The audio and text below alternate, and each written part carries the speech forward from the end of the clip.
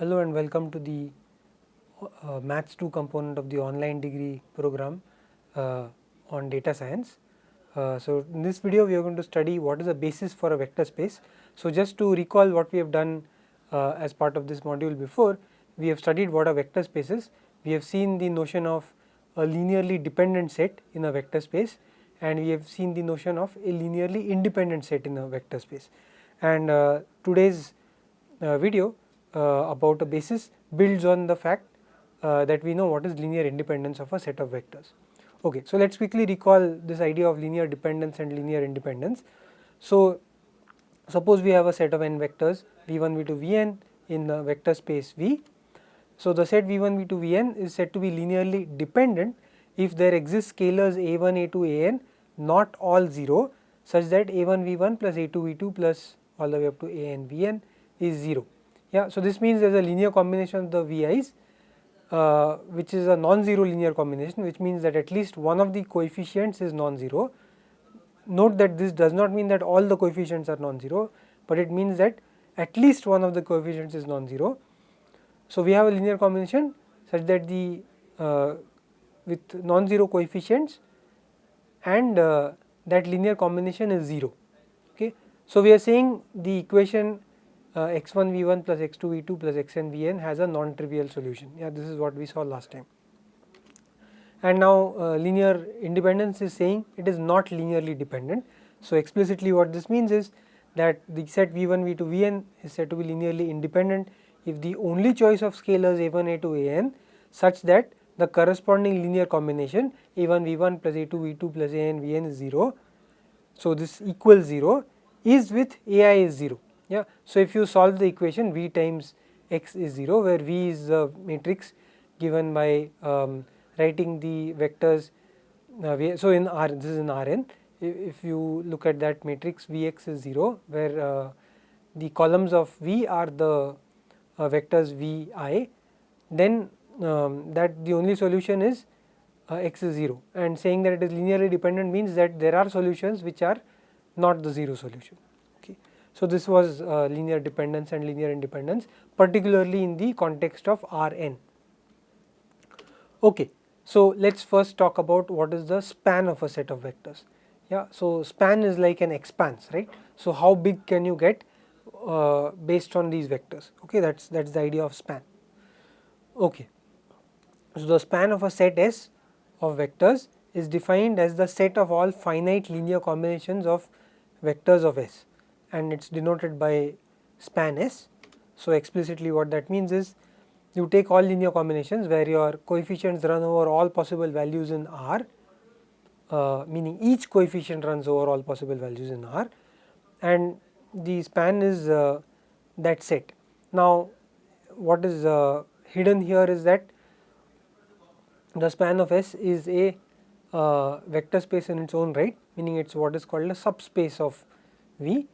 What that means is if you take linear combinations of elements within span S, then they are still in span S, and if you take and 0 is also there in particular by taking all the ai's to be 0.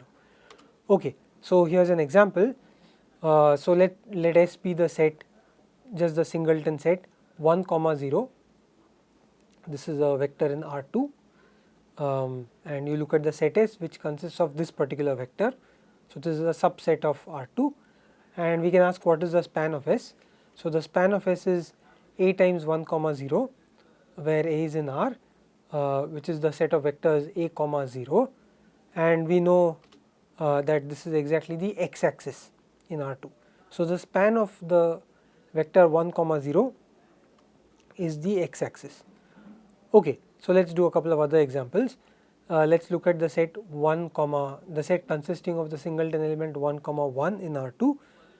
So you can see that the span of S is linear combinations of 1 comma 1, which means a times 1 comma 1, which is all vectors of the form a comma a. So looking at this in R2, this means you get the line y is equal to x, right? So the blue line is what is span of S. Again you can see that if you add vectors on this line, you still remain on this line. Okay, so let's see some more examples, maybe in R3 this time.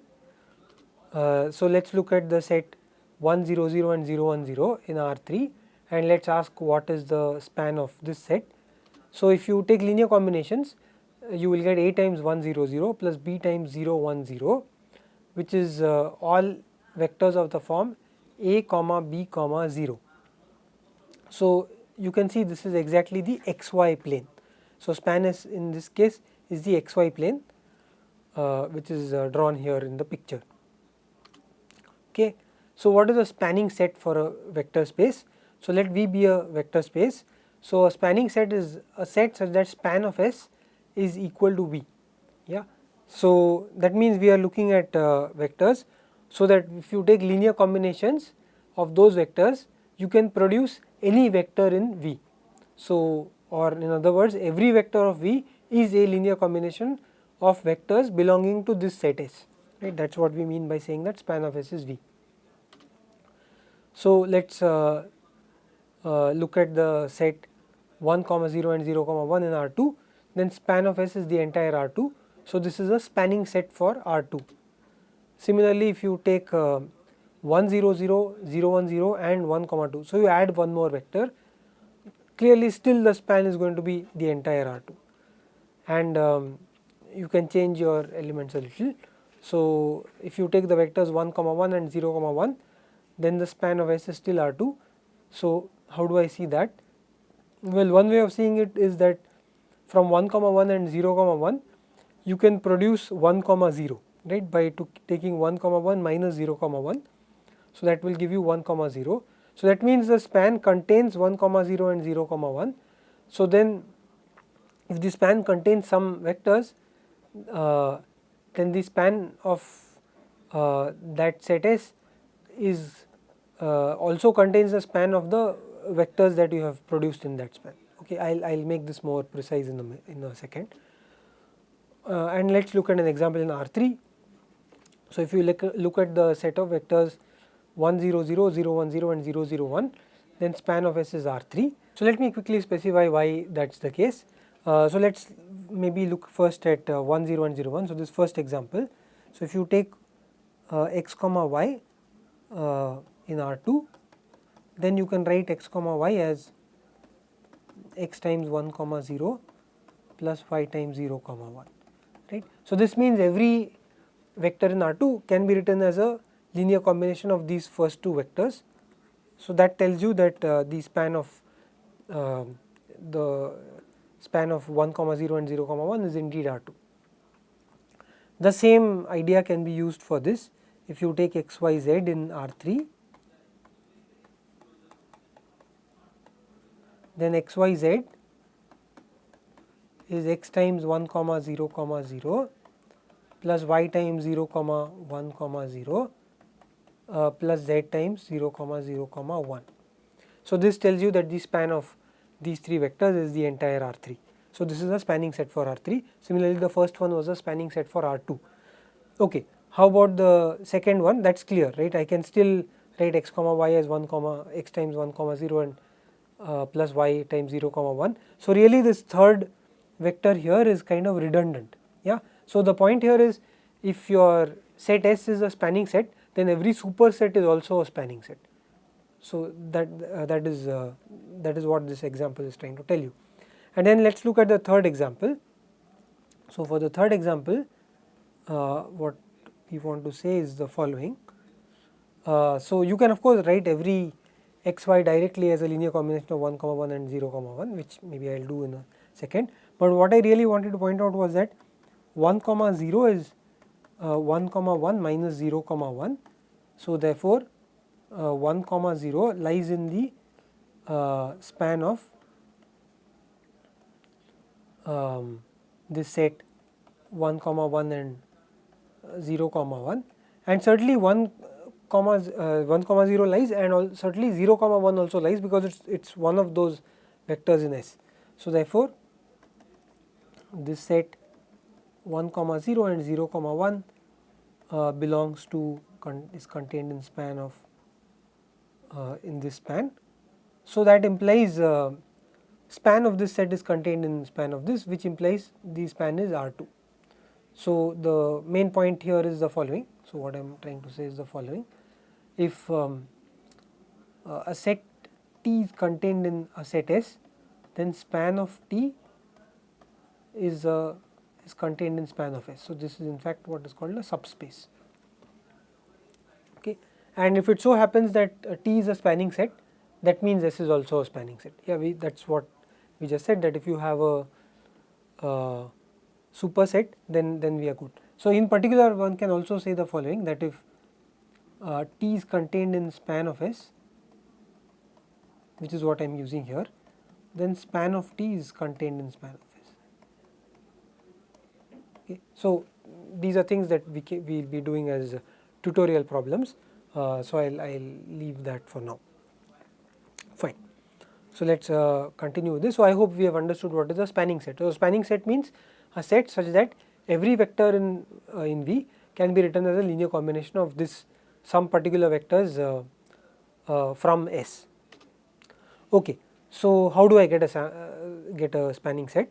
So the way to do this is, one way to do this is to add, or maybe the right word here is append vectors to obtain a spanning set for R3. So I'll use the word append instead of add. Add may leave you confused by addition in the vector space. That's not what we mean. We mean append, meaning take more and more vectors. Okay, so we will try to build a spanning set for the vector space R3. So start with S0 to be the empty set. So this is the notation for the empty set, a phi with a slightly tilted dash down the middle. So then span of S0 is span of the empty set is 0 0 0. So there is something here already to point out, namely that the span of the empty set is 0 0 0. We can think of this in two ways. One is that this is a convention, the other is that this is the empty linear combination. So the empty linear combination is always 0. That's again maybe a convention. So from there it follows that 0 0 0 is the span of the empty set. Okay. So this, if you find this uncomfortable, then just take this as a convention or a definition, that span of the empty set is the 0 vector. Okay. So this is not the full vector space. The full vector space is R3. So 0 0 0 is not the entire vector space R3. You append a vector outside span of S0 in R3, say 0 to 1 to S0, and we will call this new set S1. Okay. So S1 is S0 union this new vector 0 to 1. So here that is what I mean by append. You put this inside your, you create a new set with this vector appended to your original set. Yeah, and we are going to keep continuing this process. This is how we will obtain a spanning set. Okay. So what is span of S1? So span of S1 is exactly this line shown here. So the blue arrow is 0 to 1, which is the vector that we had, and the span of S1 is the line containing that arrow. Fine. So now choose a vector outside span of S1. So as we can see, it's just a line. So line, that means it's not the entire R3. So we have vectors which are outside this line. So choose a vector outside span of S1. So for example 2 2 0, append it to S1 and call that new set S2. So S2 is S1 union with this appended vector 2 2 0. So span of S2 is this plane that you get. So you can write down the equations for the plane, which we will be doing eventually in this in maths 2. But if you can do it right away, maybe you have learned this already in maths 1, or maybe you have done it as part of some other course, please do go ahead and write down what the equations for this plane are. In any case, you get a plane, and so this is not the entire R2, and so we can choose a vector outside this plane. So let us say choose a vector outside span of S2, say 0 0 5, and append it to S2, and we will call that new set S3. So S3 is S2 union 0 0 5. So you can see we are increasing the size of the set that we have. Okay. So you keep adding more and more vectors, and hopefully as you keep doing this, you will hit a spanning set. Okay. So now look at any arbitrary vector x, y, z in R3, and we can write it in the following way. So this is something you have to check. X y z is y minus x by 2 times 0 to 1 plus x by 2 times 2 to 0 plus x minus y plus 2z by 10 times 0 0 5. You might find this puzzling, where did I suddenly come up with these coefficients from, but you can certainly check that this is correct. Okay, so I will leave you to check it's correct. How to actually obtain these coefficients is something we will see eventually, or you can try to think of this as solving a system of linear equations. Okay, we have done this before, and I'll ask you to try to think about how to do this. So you can treat your coefficients as variables. We have done that in the previous video for linear independence, and you can try and write x y z as a linear combination of this. Okay. So what is the point? The point is span of S3 is the entire R3, right? How did I get that? Because x y z can be expressed as a linear combination of these three vectors. So that means the span is the entire R3. So S3 is a spanning set for R3. So what did we do? We started with the empty set, and then we kept adding vectors, but we added them in a particular way. We added them so that the new vector that we added was not in the span of the vectors that we had so far. Okay, and in this way we created a spanning set. So this is a general template to create a spanning set. Let's do another example with the same idea. So start with S0 with the empty set as before. We know by convention or definition that the span of the empty set is 0 0 0. Append any vector which is not in the span of S0. Let's say in this case we choose 3 0 0. Call this new set S1. So S1 is the set 3 0 0, and what's the span of S1? It's the x-axis, right? If you take 3 0 0 and take its span, that means you will get vectors of the form 3a comma 0 comma 0, which is exactly what the vectors on the x-axis look like. So the blue arrow is the vector 3 0 0, and the line of course is the x-axis. Okay, so let's choose a vector which is outside the x-axis, let's say 2 2 1, and let's append it to S1 and call the new set S2. So S2 is the set 3 0 0 and 2 2 1. Let's look at what is span of S2. Well, it's this plane. This plane certainly passes through the x-axis. You can see it intersects the x-axis somewhere, and it also contains the vector 2 2 1. So I'll again encourage you to check what is the equation of this plane. In any case, it's a plane, so it's not the entire R3. So you can choose a vector which is outside this plane, which is the span of S2. So let's say we choose the vector 1 3 3, and you append it to S2 and you call the new set S3. So S3 is the set of vectors 3 0 0, 2 2 1 and the vector 1 3 3. Okay, and now once again we will sort of say that every vector x y z can be written as a linear combination of these three vectors, and I will encourage you to work out what the coefficients are by solving the corresponding system of linear equations. If not, I have given the coefficients here, and you can check that this indeed works out. So what is the point? The point is every vector in R3 can be written as a linear combination of these three vectors.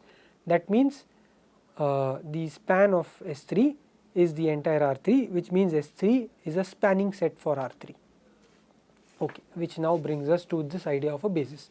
This is the main emphasis of this video. So what is a basis? So basis B of a vector space V is a linearly independent subset of V that spans V. Okay, so it has two properties. One, that it spans V, so it's a spanning set for V, and the other is that it's a linearly independent set. Now notice what's happening here. Span, if you want something to span V, the idea is you keep adding elements, right? So you add as many elements as you like, you keep adding vectors, and hopefully if you have enough vectors, then they will be able to span V. Yeah, of course we did this appending of vectors in a very particular way. Yeah, we kept choosing vectors which are outside the span of the previous few vectors that we have chosen. So because we did that, the new vector that we added was not a linear combination of the original vectors, which meant it was linearly independent. The sets that we keep obtaining are linearly independent sets. Yeah. So, in fact, what we did in our previous examples was a method to not just find a spanning set, but actually find a basis. So there are there are two sort of opposite things happening here. One is that you would like this set to be a spanning set, which means you would like it to be fairly large. On the other hand, you would like it to be linearly independent, which means you do not want it to be too large. After all, remember that, for example, if you have Rn, then any set which has cardinality more than n, so n plus 1 or more, is already linearly dependent. So, in Rn, if you want to have a basis, you would want it to, if you want it in particular to be linearly independent, it can have size at most n. On the other hand, for a spanning set, you would want it to be very large, right. So, the basis is sort of an optimal middle, it is both linearly independent and spanning. So, let us start with the most standard example, and in fact this is called the standard basis. So, let Ei belong to Rn. We have seen this example, by the way, in our previous examples of a spanning set. So, 1 0 and 0 1 is a spanning set for R2, it is actually a basis, and 1 0 0 0 1 0 and 0 0 1 is a spanning set for R3, it is actually a basis, and both of them are what are called the standard basis, and this is a more, in more generality, for any Rn you can do the same thing. Okay. So, let Ei be the vector with ith coordinate 1 and all other coordinates 0. For example, E1 is, the first coordinate is 1 and the other coordinates, all the other coordinates are 0. So, 1 0 0 all the way up to the nth coordinate, which is also 0. Okay. So, let us look at the set, let us say capital epsilon, which is E1, E2, En. This is a subset of Rn, and the claim is that this is a basis for Rn. So, let us try to see why that is the case. If you take, this is the same idea that we have done for in the case of R2 and R3, where we wrote it down. So, if you take anything of the form x1, x2, xn, I can write this as x1 times E1 plus x2 times E2 plus xn times En. So, it is a spanning set for Rn. So, what we have proved is that the span of this set epsilon is Rn.